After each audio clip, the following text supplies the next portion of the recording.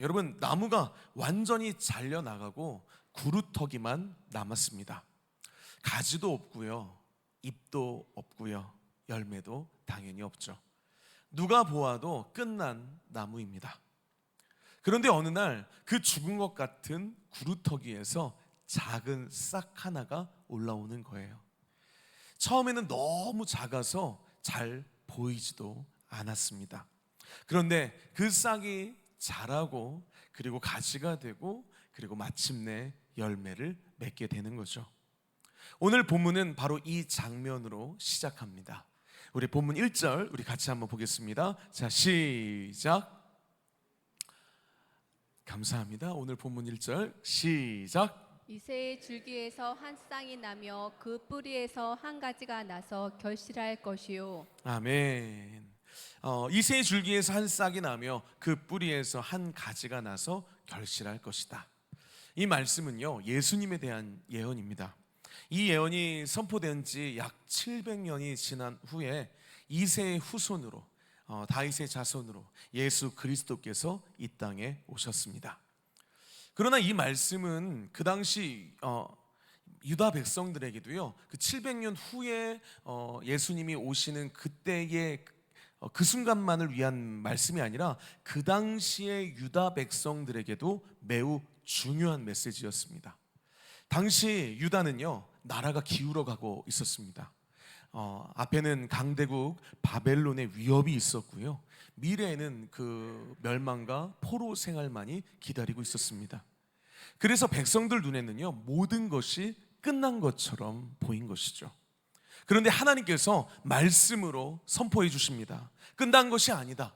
이새의 줄기에서 싹이 날 것이다. 그루터기에서 다시 싹이 날 것이다. 할렐루야. 이 말씀은요, 그 유다 백성들에게 소망을 선포하시는 거죠. 그리고 이 말씀이 유다 백성들에게만 주신 말씀이 아니죠. 오늘을 살아가는 저와 여러분에게도 똑같이 주신 말씀인 줄 믿습니다. 우리도 살아가다 보면요, 모든 것이 끝난 것처럼 느껴질 때가 있습니다. 내 힘으로는 감당할 수 없고 어디로 가야 할지 막막하고, 그럴 때 예수님을 믿는 사람은 어떻게 살아야 할까요? 세상 사람들과 똑같이 낙심하고 내 생각, 내 방법을 찾아 헤매고 그렇게 의지하며, 내 힘을 의지하며, 사람 의지하며 살아야 할까요? 오늘 본문은 어려움과 그 혼란 속에서도 어떻게 우리가 믿음을 지키며 살아야 할지 우리에게 말씀해 주십니다. 오늘 말씀을 통해서 진정한 크리스천은 어떻게 살아야 하는가, 우리 세 가지 함께 은혜를 나누고자 합니다. 첫째로요, 진정한 크리스천은 끝난 것 같아도 끝이 아니라는 것을 우리는 믿음으로 고백해야 합니다. 아멘이십니까? 배고프시죠? 할렐루야! 아멘. 우리 1절 우리 다시 한번 보겠습니다. 자, 시작. 이새의 줄기에서 한 쌍이 나며 그 뿌리에서 한 가지가 나서 결실할 것이요. 아멘. 여기에서 줄기는요, 아름답게 자란 나무가 아니죠. 모두 베어지고 남은 그루터기입니다. 지금 유다가 나라가 악화되어서 망하기 직전입니다. 다윗의 왕가도요, 그 모든 영광이 사라진 것처럼 보입니다. 그래서 사람의 눈에는요, 아무런 가능성도 남아있지 않은 모습으로 보이죠. 그런데 하나님은 그런 상황에서도요, 그 그루터기에서 한 싹이 날 것이라고 말씀하십니다. 사람의 눈엔 끝났지만 하나님 눈에는 끝난 것이 아니라는 것입니다. 여러분, 우리의 인생에 이런 때가 있습니다. 계획했던 일이 틀어지고, 관계가 무너지고, 건강이나 나의 형편에 갑자기 어려움이 찾아옵니다. 그런데 아무리 기도해도 또 달라지는 것이 안 보이는 것 같습니다. 그럴 때 우리가 쉽게 말합니다. 이젠 끝난 것 같아. 나는 실패했어. 내 인생은 망했어. 내 자녀들 포기했어. 다시 시작하기는 어려울 것 같아. 하지만 사랑하는 성도 여러분, 그것은요, 지금 내가 보고 느끼는 판단일 뿐이라는 거예요. 내 눈에 보이지 않는다고 해서 하나님께서 일하시지 않는 것이 아니라는 것입니다. 믿으십니까? 땅 위에는 아무것도 보이지 않는 것처럼 보이지만 땅 속에서는 싹이 자라고 있는 것처럼 말이죠. 내가 보기엔 끝난 것 같아도 실제로는요, 하나님이 주신 생명의 싹이 나고 있다라는 것입니다. 우리 이사야 55장 8절 우리 같이 한번 보겠습니다. 시작. 이는 내 생각이 너희의 생각과 다르며 내 길은 너희의 길과 다름이니라. 여호와의 말씀이니라. 아멘. 그렇습니다. 주님의 생각은 내 생각과 다르고요, 주님의 길은 내 길과 다릅니다. 아멘이시죠? 그래서 살다 보면요, 참 신기하죠. 내가 세운 계획대로 되지 않고 내가 원했던 길이 막혔기 때문에 내 판단으로는, 사람의 판단으로는 이미 실패했다고 생각했는데 나중에 돌아보면 그 길이 오히려 이래서 그때 막으셨구나, 이게 주님의 은혜였구나, 이래서 하나님이 이렇게 하셨구나. 우리가 삶을 살아가면서 얼마나 그런 고백을 많이 하게 됩니까? 여러분, 나중에 돌아보면 그 길이 오히려 하나님께서 나를 가장 좋은 길로 인도하신 과정이었음을 우리가 깨닫게 될 때가 너무나 많은 경우를 보게 됩니다. 그래서 성도는요, 이 땅을 살아가면서 함부로 나는 망했어 라고 말하면 안 된다는 거예요. 그것은 내 생각일 뿐이라는 겁니다. 하나님께서 함께 하시면 새로운 싹이 날 줄 믿습니다. 그 자리에서 하나님의 놀라운 생명이 시작되는 줄 믿습니다. 그래서 성도는요, 자기의 생각과 감정만으로 그 나의 삶을, 인생을 판단해서는 안 된다는 거예요. 왜요? 하나님께서 친히 자신의 백성들을, 자녀들을 인도해 가시기 때문입니다. 내 감정을 한번 생각해 보세요. 모닥불을 한번 보십시오. 모닥불에 불을 붙이려고 내가 막 이렇게 할 때 막 열심히 했는데 바람이 불어가지고 휙 꺼지면 어떻게 되죠? 이 바람이 왜 불어가지고 막 하면서 막 바람이 없기를 막 바라잖아요. 바람은 나쁜 것이라고 생각합니다. 누가 판단하는 거죠? 내가 판단하는 거죠. 그런데 이제 불을 열심히 이제 해가지고 불이 이제 좀 타오르기 시작합니다. 그때는 또 뭐가 있어야지 불이 잘 올라오죠? 바람이 또 불어야죠. 그러니까 그때는 또 이제 바람이 좋은 것이라고 생각하는 거죠. 무슨 말입니까? 우리는 좋고 나쁜 것을 내가 판단하고 모든 것이 내가 기준이라는 거예요. 세상 기준으로는 나쁜 사람이어도 나한테 잘해주면 어떤 사람이죠? 좋은 사람이고요. 세상에서는 좋은 사람이어도 나한테는 못해주면 나쁜 사람이죠. 다 내 판단입니다. 하지만 신앙이라는 건 뭐죠? 옳고 그름을 판단하는 것은 오직 누구이시죠? 하나님 한 분뿐이신 줄 믿습니다. 나의 삶에, 내 인생의 모든 것에 옳고 그름, 내 인생의 가고 멈추고 이 모든 것을 판단하는 것은 오직 하나님이십니다. 그걸 고백하는 것이 바로 신앙이라는 겁니다. 사실 우리가 무엇을 합니까? 사랑하는 성도 여러분, 내가 지금 옳다라고 생각하고 내가 좋다라고 생각하고 그렇게 생각하고 갔던 길이요, 나중에 보면 어떻게 됩니까? 나를 무너뜨리는 올가미가 되는 것을 보게 됩니다. 내가 바르다고 생각해서 갔는데 어떻게 되죠? 잘못된 길인 것을 우리가 살면서 얼마나 많이 보게 됩니까? 내 판단은, 내 감정은 항상 옳지 않다는 거예요. 하지만 나와 함께 하시는 하나님, 그 하나님은요, 내 눈에는 지금 당장 선하지 않아 보일지라도 모든 것을 합력하여 선을 이루어내시는 분이신 줄 믿습니다. 그래서 로마서 8장 28절에서 뭐라고 말씀하시죠? 자, 시작. 우리가 알거니와 하나님은 사랑하는 자 곧 그의 뜻대로 부르심을 입은 자들에게 모든 것이 협력하신 선을 이루니라. 아멘. 내 눈으로 볼 때는요, 고난 같아 보여서 지금 안 되는 것 같아 보여서 원망할 수 있습니다. 그런데 결국 나중에 보면 그 모든 것을 합력하여 선을 이루어 주시고요, 좋은 것으로 우리에게 이루게 해주신다는 거예요. 아멘이십니까? 망한 것 같으세요? 그렇지 않습니다. 잿더미 가운데서도 새싹이 나는 줄 믿습니다. 하나님이 어떻게 일하실 줄 아무도 모른다는 거예요. 그래서 진정한 크리스천의 태도가 무엇이 되어야 합니까? 절망이 절망이 아닙니다. 잿더미가 아닙니다. 우리의 인생에서 하나님이 하시면 싹이 나는 줄 믿습니다. 그래서 하나님의 자녀에게 넘어짐은 있을지라도 실패는 없습니다.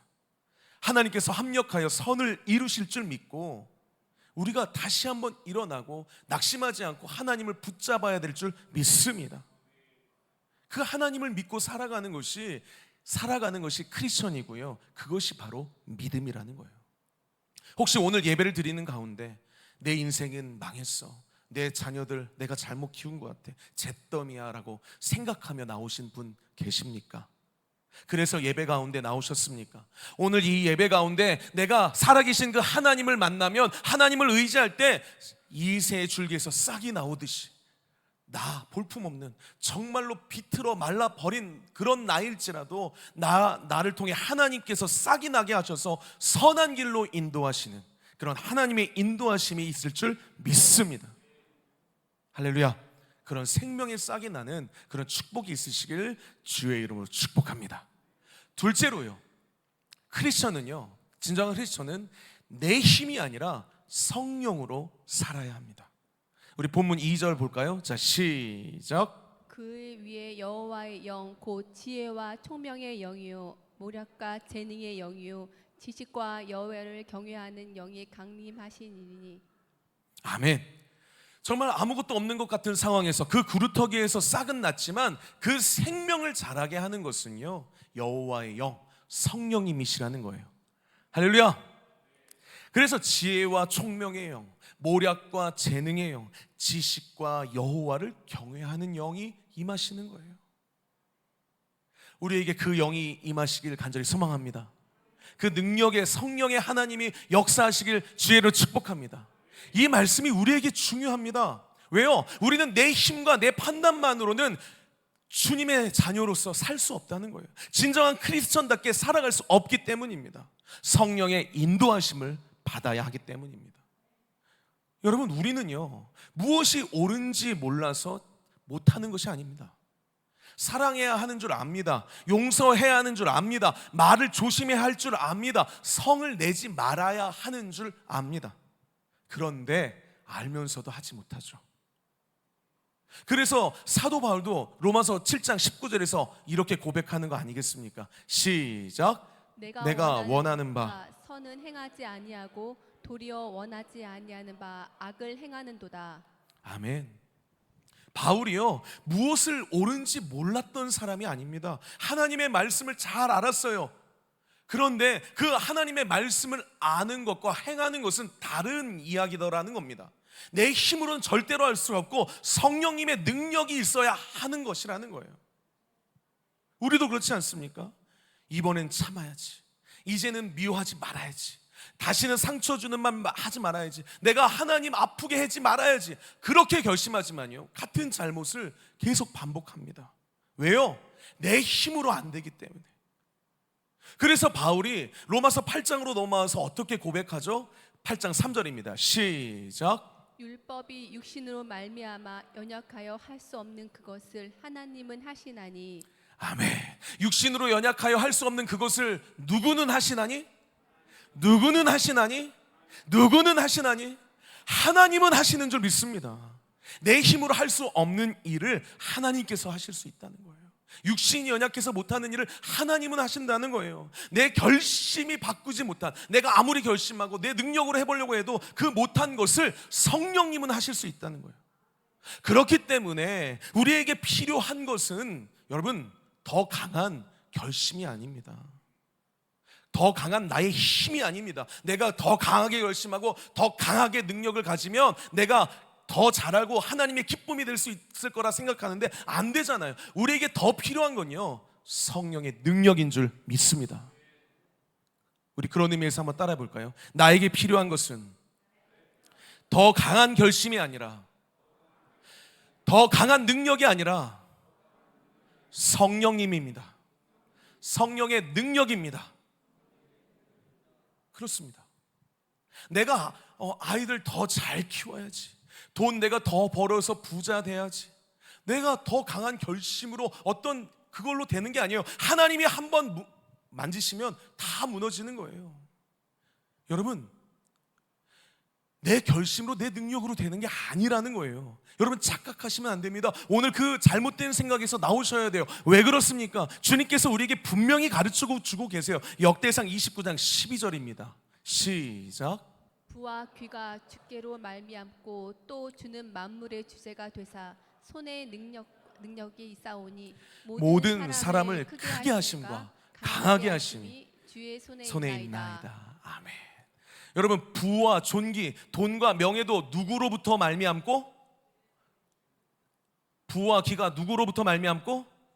주께로부터 말미암고, 또 주는 만물의 주인이 되사 그 손에 권세와 능력이 있사오니 모든 사람을 크게 하심과 강하게 하심이 누구의 손에 있습니까? 누구의 손에 있다고요? 주의 손에 있습니다. 할렐루야. 이것을 우리가 명심해야 됩니다. 이것을 알아야 돼요.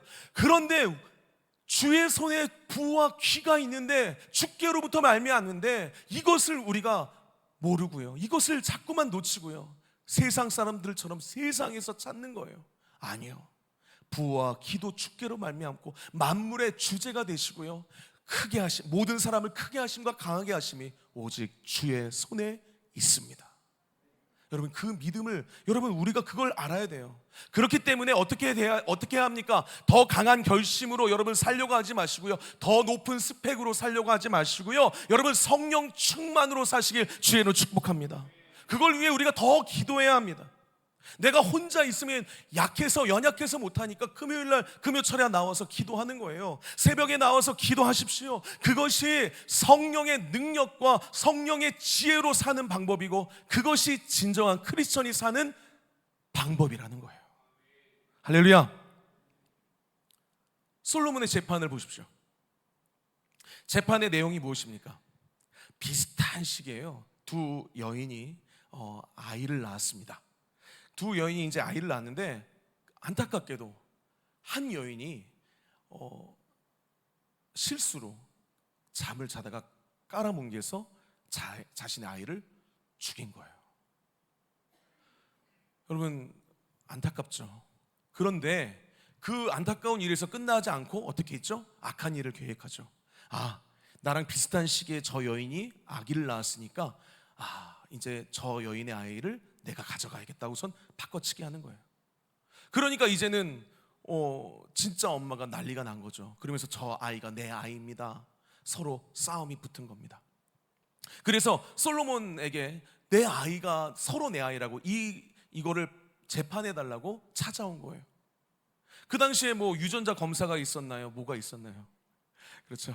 그런 게 없으니까 사실은 뭐 등록해 놓은 것도 아무것도 없잖아요. 그러니까 뭐로 이렇게 판결을 해주겠어요. 그런데 솔로몬이 어떻게 판결을 하죠?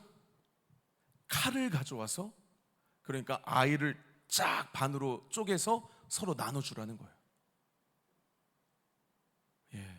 여러분 지금 여기에서 이러면 안 되는데 막 그런 표정을 지으셨어야 되는데, 하여튼 그런 판결을 내렸습니다. 그랬더니 열왕기상 3장 26절에서 진짜 엄마가 뭐라고 얘기를 하죠? 자, 시작. 이 산 아들의 어머니가 되는 여자가 그 아들을 위하여 마음이 불붙는 것 같아서. 아멘. 그 순간 진짜 어머니의 마음이 불붙는 것 같은 거예요. 그래서 그 여인이 어떻게 말을 합니까? 그 다음 읽읍시다. 시작. 왕께 아뢰어 청하건대 내 주여 내 산 아이를 그에게 주시고 아무쪼록 죽이지 마옵소서 하되. 아멘. 그리고요 그 뒤에 보면요 뭐라고 말하냐면요, 다른 여자는, 자 한번 읽어볼게요. 시작. 다른 여자는 말하기를 내 것도 되게 말고 내 것도 되게 말고 나누게 하라 하는지라. 지금 이렇게 얘기하는 거예요. 진짜 엄마는 어떻게 얘기하는 거예요?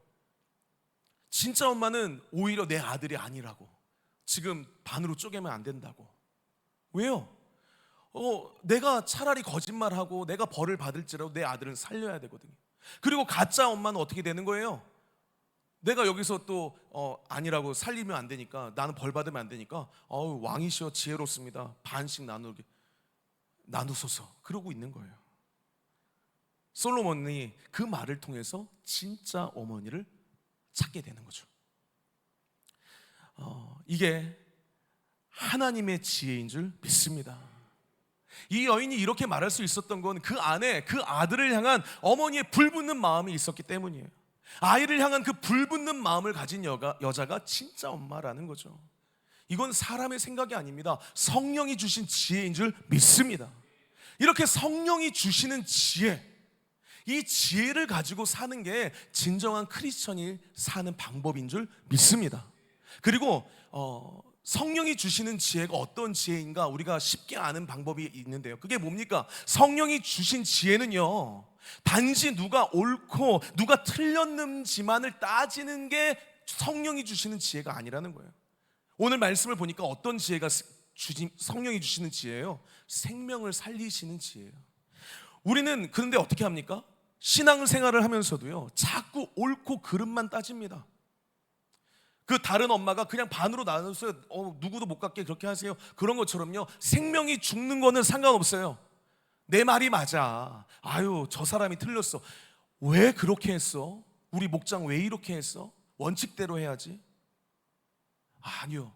물론 옳고 그름은 중요합니다. 그러나 내가 옳음을 주장하다가 심령을 상하게 하고요, 그 공동체를 무너뜨리면요, 그거는요 성령의 지혜가 아니죠.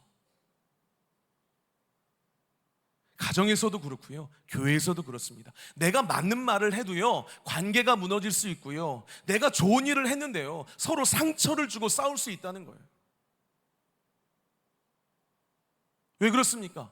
좋은 일을 하면서도요, 성령의 지혜 없이, 성령의 인도하심을 구하지 않고 내 방식, 내 생각, 내 방법으로 고집하기 때문입니다. 사랑하는 성도 여러분, 나는 사람을 살리고 있습니까? 아니면 내 옳음을 주장하다가 사람을 힘들게 하고 있습니까? 진정한 크리스천은요, 내 힘으로, 내 지혜로 사는 사람이 아니라 성령의 인도하심을 받으며 성령의 지혜로 사는 사람인 줄 믿습니다. 그렇기 때문에 우리는 무슨 일을 하기 전에도요, 기도해야 합니다. 말하기 전에도요, 섬기기 전에도요, 주님께 기도해야 해요. 성령님, 제가 어떻게 말해야 합니까? 지금 막 화가 끓어오르는데, 성령님, 제가 어떻게 이 사람을 대해야 합니까? 성령님, 제 생각이 아니라 주님의 뜻을 따르게 해주세요. 성령의 기름 부으심이 있을 때 우리의 말이 사람을 살리고 우리의 섬김이 생명을 살리게 되는 줄 믿습니다. 할렐루야. 우리가 더 강한 결심, 더 강한 나의 힘이 아니라 성령의 능력으로, 내 지혜가 아니라 성령의 지혜로 살아가면서 사람을 살리는 그런 주님의 귀한 복된 통로가 되시길 주의 이름으로 축복합니다. 셋째로요, 마지막으로요, 진정한 크리스찬은요, 삶을 가지고 하나님을 예배해야 한다는 거예요. 우리 본문 3절 우리 같이 한번 볼까요? 자, 시작. 그가 여호와를 경외함으로 즐거움을 삼는 것이며 그의 눈에 보이는 대로 심판하지 아니하며 그의 귀에 들리는 대로 판단하지 아니하며. 아멘. 그가 여호와를 경외함으로 즐거움을 삼을 것이며. 여기서 신앙의 절정의 모습이 무엇입니까? 하나님을 섬기는 것을 어떤 부담과 의무로만 여기지 않고 이 예배드리는 걸 기쁨으로 여긴다는 거예요. 예배가 일이 아니라 기쁨이 되고 하나님을 만나는 것이 행복이 되는 거예요. 여러분, 이렇게 되시길 주의로 축복합니다. 여러분, 우리의 인생이요, 행복하기 위해서는요, 진짜로 살아야 되고 진실로 살아야죠. 가짜로 살면서 행복할 수는 없죠. 왜 우리의 인생이 허무합니까? 그렇다면 가짜로 살아서 그렇습니다. 기쁘지 않은데 기쁜 척하면서 살아서 그렇다는 거예요. 그래서 힘든 직업 가운데 하나가 코미디언들입니다. 왜요? 코미디언들, 자기가 즐겁지 않을 때도 직업이니까 즐거운 척 해야 하기 때문에. 마찬가지입니다. 가짜로 살면 인생이 힘든 거예요. 허무해지는 거예요. 무너지는 거예요. 그래서 우리가 진정한 크리스천이 되고 진짜 크리스천이 되고 능력 있는 크리스천이 되려면 주일날 예배를 드릴 때마다 하나님을 경외하는 것이, 하나님을 예배하는 것이 진짜 즐거움이 되는 인생이 되어야 한다는 거예요. 아멘이십니까? 바로 거기서 능력이 나오기 때문입니다. 내가 가짜로요, 내가 예배하는 척, 지금 혹시 내가 예배를 드리면서도 오늘 빨리 예배 끝나, 아유 목사님 오늘 말씀이 좀 길어지시는 것 같네 그래서 빨리 나 가봐야 되는데, 막 예배하면서도 막 이번 주 오늘 막 그렇게 생각하면서 내가 예배하는 척 그러는 게 아니라요, 내가 예배하면서도 즐거워하는 척이 아니라요, 내가 진짜로 하나님을 기뻐하며 하나님께 예배하는 거, 내가 진실로 예배할 때 거기서 행복이 나온다는 거예요. 여러분, 우리가 이 행복을, 진짜 행복을 누리길 간절히 소망합니다. 여러분, 그렇다면 이 진짜 이 예배의 기쁨은 어디서 나오는 걸까요? 가짜로 내가 기쁜 척 한다고, 내가 그런다고 생기는 게 아니죠. 내가 그냥 삶을 떠나서 뭐 예배를 계속 드리고 막 종교적인 시간을 많이 가진다고 해서 저절로 예배가 기뻐지는 건 아닙니다. 여러분, 예배의 감격은요, 삶의 현장에서 믿음을 살아낸 사람에게, 믿음으로 살아가는 사람에게 깊이 찾아옵니다. 우리 본문 4절 5절을 우리 같이 한번 볼까요? 자, 시작. 공의로 가난한 자를 심판하며 정직으로 세상의 겸손과 자를 판단할 것이며 그의 입에 막대기로 세상을 치며 그의 입술의 기운으로 악인을 죽일 것이며 공의의 그 허리띠를 삼으며 성실로 그의 몸의 띠를 삼으리라. 아멘. 그렇습니다. 예수님의 신앙은요, 현실을 외면하는 신앙이 아니셨다는 거예요. 가난한 자와 연약한 자를 돌보셨고요, 불의와 악을 대적하셨습니다. 그리고 삶의 현장에서 공의와 정직과 성실을 이루셨다는 거예요. 우리의 신앙도 마찬가지입니다. 우리가 그냥 교회 안에서만 신앙인이 되는 게 아니라 삶의 자리에서 크리스천답게 살아야 한다는 거예요. 아멘이십니까? 가정에서 여러분, 사랑하기 어려운 사람을 사랑해야 하고요, 나의 일터에서 정직하게 살아야 합니다. 내가 손해를 보더라도 믿음을 지켜야 하고요, 유혹 앞에서도요 말씀대로 살려고 몸부림쳐야 합니다. 그러면 매번 성공합니까? 아니죠. 때로는 실패할 것입니다. 때로는 내가 상처도 받고요, 내가 하나님의 말씀대로 살려고 했는데 지치고요, 내가 힘들고요, 여러 가지 또 모습이 나올 거예요. 물론 승리도 하겠지만요. 그런데 그때 그 모습을 가지고 주일에 하나님께 나오는 거예요. 그래서 주일날 이 자리에 나와서요 하나님께 고백하는 거예요. 주님, 이번 한 주도요 정말 쉽지 않았어요. 주님, 참으려고 했지만 제가 또 화를 내고 말았네요. 주님, 그래도요 내가 포기하지 않고요 믿음으로 살려고 발버둥 쳤습니다. 주님, 제가 넘어졌지만요, 제가 그렇지만 주님, 저를 다시 일으켜 세워주세요. 이렇게 자신의 삶의 땀과 눈물을 가지고요 하나님께 나아올 때요 예배가 달라지는 거예요. 찬송이 달라지고요, 기도가 달라지는 거예요. 아멘이십니까? 내가 이 자리에 나올 때 주님밖에 없습니다, 그 고백이 입술에서만 나오는 게 아니라요, 내 마음 깊은 곳에서 나오게 되는 거예요. 내가 주일날만 그냥 말씀 듣고 딱 하루 신앙인으로 살고 그냥 6일 동안 내 마음대로, 내 생각대로, 내 방법대로 살고 그냥 주일날 나왔을 때 그렇게 되는 게 아니에요. 그때 예배가 될 수가 없는 거예요. 여러분, 내가 일주일 동안 하나님의 말씀을 가지고 살아오고서는, 그리고선 주일날 나올 때 인격적 교제가 일어나는 겁니다. 하나님, 여기 제 상처 보이시죠? 하나님, 너무 아파요. 그러면 주님께서 말씀으로, 때론 찬양으로 하고 불어주시고, 하나님, 저 이번에 승리했어요. 제가 좀 그런 상황이 있었는데 제가 이번에 한 주간 주님 말씀 붙잡고 제가 이런 상황이었지만 제가 이겨냈어요. 하나님 칭찬해 주세요. 그래, 그러면 머리 쓰담쓰담 해주면서 착하고 충성된 종아 막 하며 칭찬도 해주시고, 할렐루야.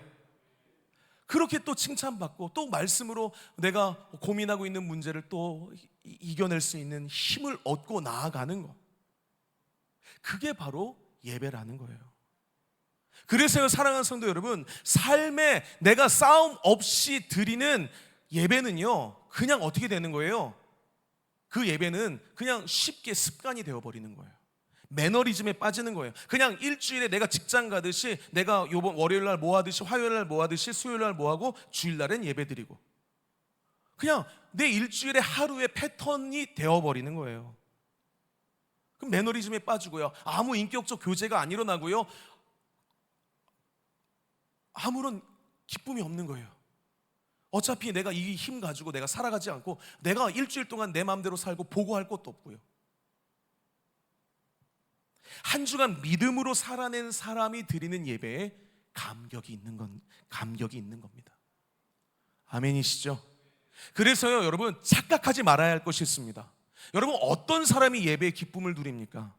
여러분, 우리는 착각하는 게 있어요. 와, 잘 사는 사람이 여기 와서 하나님, 주여 하면서 막 거룩하게 예배. 아니요, 하나님이 원하시는 자는요, 상한 심령, 완벽한 사람이 아닙니다. 삶의 현장에서 믿음으로 살아보려고 몸부림친 사람을 기뻐 받으시는 거예요. 그 예물, 그 제사를 받으시는 거예요. 정직하기 위해 애쓰고 용서하려고, 하나님 닮아서 나도 용서해 보려고 하는데 안 되네요. 맡겨진 일, 내가 정말 힘든데, 일주일 동안 너무 힘든데 맡겨진 일 충성스럽게 감당해 보려고 애쓴 사람, 그 사람이 예배 가운데 고백하는 거예요. 주님, 제가 한 주간 버틸 수 있었던 것은 오직 주님의 은혜였습니다.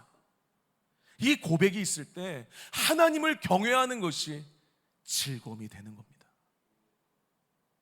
할렐루야.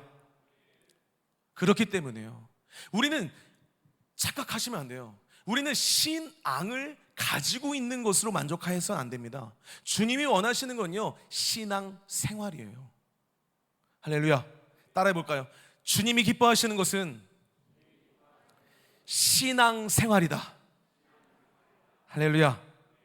교회에서 들은 말씀을 월요일에서부터 토요일까지 살아내길 원하시는 거예요. 세상에서 빛과 소금으로, 그리고 주님께 영광으로, 주님께 영광 돌리면서 하나님께 영광 돌리는 그 삶을 바라시는 거예요. 그리고 그 삶을 가지고 다시 주일에 주님께 나오는 거. 여러분, 또 착각하고 계시는 게 뭔지 아세요? 제가 이렇게 말씀 가운데 우리 성령의 능력이 필요합니다, 성령의 지혜가 필요합니다, 그래서 기도해야 합니다, 여러분 금요철에 나오세요. 그러면 거기서 막 부담이 확 되는 거예요. 어떤 부담이 들어오냐면, 금요철에 나 1년 동안 못 드리는데, 금요철에 한 번 나오면 막 1년 52주 드려야 되는 것처럼 막 그런 부담을 가지고 시작도 안 하시는 분이 있어요. 아닙니다. 여러분, 주일에 주신 말씀을 가지고 한 주간 살아내는 거예요. 할렐루야. 금요철에 한 번 나오시고 안 나오셔도 돼요. 또 요것만 편집하셔서 한 번 나오고 나오지 말라고 하시더라 목사님이. 그러시면 안 되고요. 금요철에 한 번 그 말씀, 예를 들어서 오늘 말씀 가운데 하나님께서 말씀 가지고 선포하는데 기도가 부족하대. 그렇구나, 내가 기도가 부족하구나. 그럼 이번 주는 금요일 날 나가서 기도해 볼까? 내가 새벽 예배 한번 가볼까? 하나님의 말씀을요, 여러분 시편 119편에 주의 말씀이 내 발의 등이요 내 길의 빛이니이다. 왜 주님께서요 내 발의 등, 이렇게 뭐죠? 이렇게 하는 거, 이렇게 등 아시죠? 이렇게 등으로 주의 말씀을 표현하셨을까요? 그건요, 그 말씀이 내 저기 앞길까지 인도하시는 게 아니라 내 발 앞에까지만 인도하시기 때문이에요. 주님은요 1년치 말씀을 한꺼번에 주지 않으세요. 착각하지 마세요. 여러분 보고 금요 성령 집회 52주 드리라고 말씀 드리는 게 아니에요. 주님께서는, 주의 말씀은 내 발의 등이요, 이번 주일날 주님께서 선포하신 그 말씀을 내가 살아내면 되는 거예요. 할렐루야. 그걸 원하시는 거예요. 주님께서 내가 막 완벽한, 정말로 막 그런 완벽한 크리스찬으로 지금 내가 1년 살아내라, 아니요. 주님은 이미 우리의 이 연약한 모습을 다 알고 계세요. 그냥 이 주일날 내가 선포한 이 말씀만이라도 살아내줄 수는 없겠니? 여러분, 이 안타까운 주님의 이 간절한 마음이 여러분에게 들리시기를 주의 이름으로 축복합니다.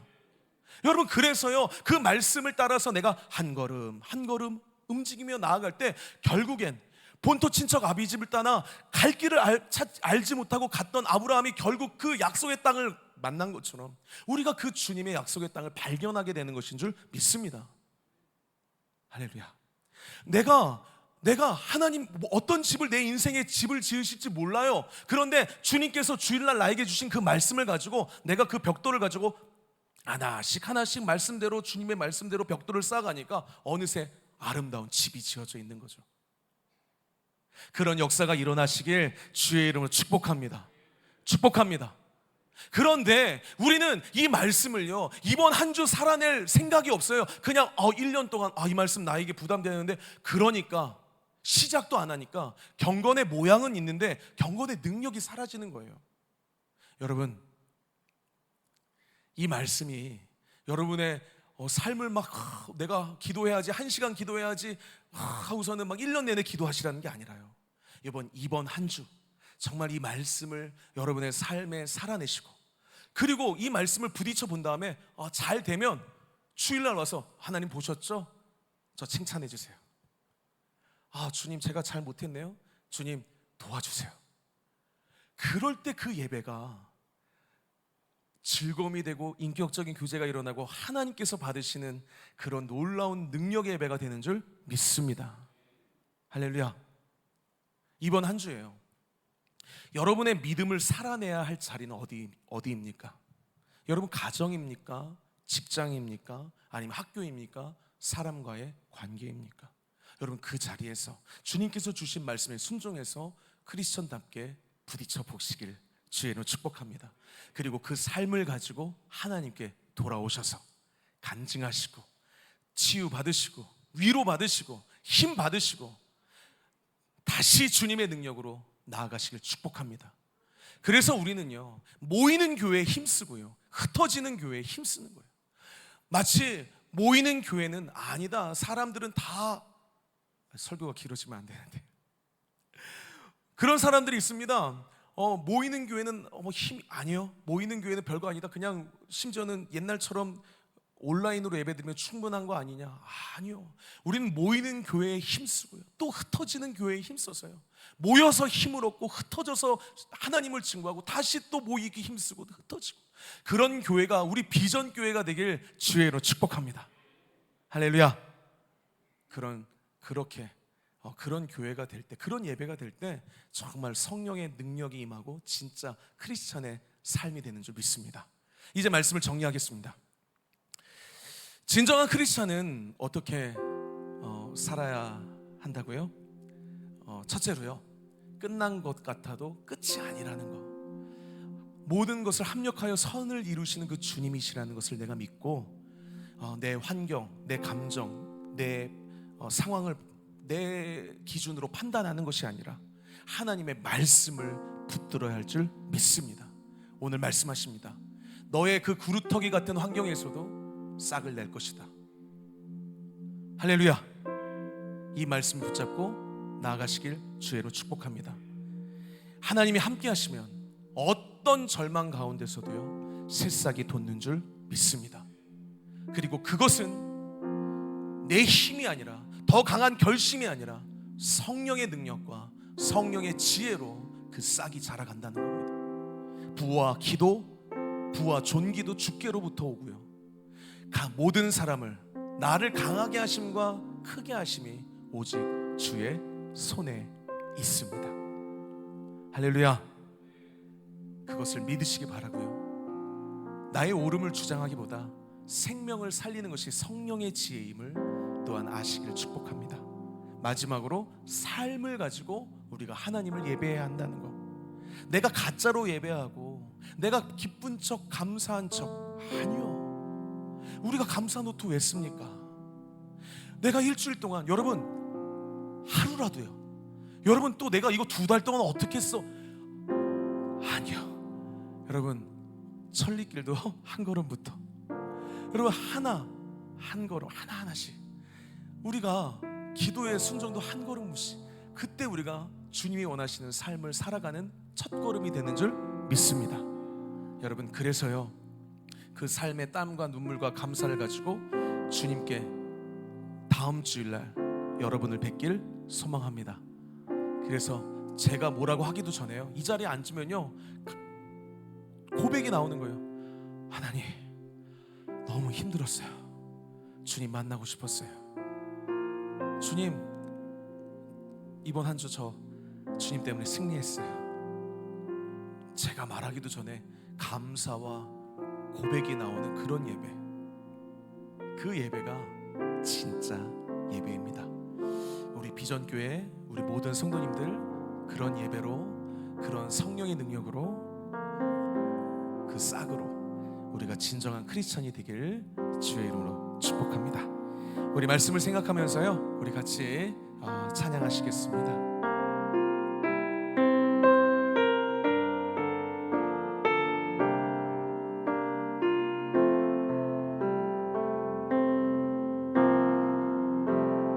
따스한 성령님 마음으로 보내 내 몸을 감싸며 주어지는 평안함 만족함을 느끼네. 부르신 곳에서 나는 예배하네. 어떤 상황에도 나는 예배하네. 부르신 곳에서 나는 예배하네. 어떤 상황에도 나는 예배하네. 우리 다시 한번 따스한 성령님, 따스한 성령, 성령님의 능력이 아니면 되지 않습니다. 마음으로 보내 내 몸을 감싸며 내 몸을 감싸며 주어지는 평안함 만족함이. 그렇기 때문에 부르신 곳에서 나는 예배하네. 어떤 상황에도 나는 예배하네. 부르신 곳에서 나는 예배하네. 어떤 상황에도 나는 예배하네. 사랑과 진리의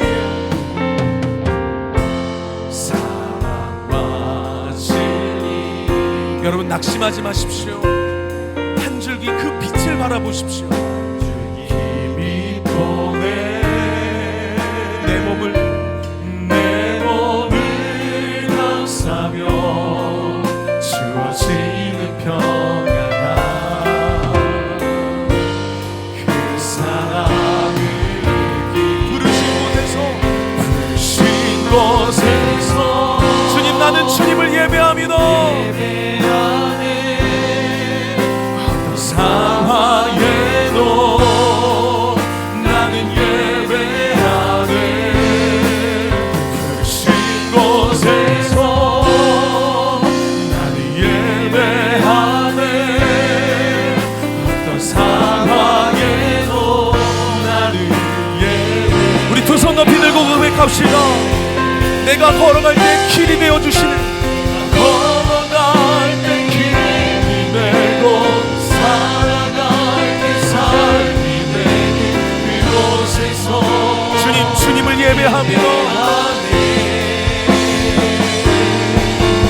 내가 걸어갈 때 길이 되고 살아갈 때 삶이 되는 그곳에서 주님을 예배합니다. 곳에서 나는 예배하네. 어떤 상황에도 나는 주님만을 예배하겠습니다. 나는 예배하네. 신 곳에서 나는 예배하네. 어떤 상황에도 나는 예배하네. 우리 다시 한번 부르신 곳에서 주님 내가 주님만을 예배하겠습니다. 어떤 상황에도 나는 예배하네. 주님 나에게 성령의 능력을 부어주시옵소서.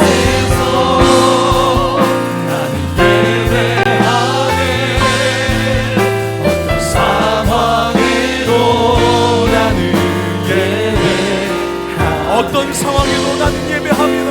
어떤 상황에도 나는 예배. 다시 한번 선포합시다. 어떤 상황에도, 어떤 상황에도 나는 예배하네. 할렐루야. 어떤 상황에도 주님을 예배하는 저와 여러분이 되기를 간절히 소망합니다.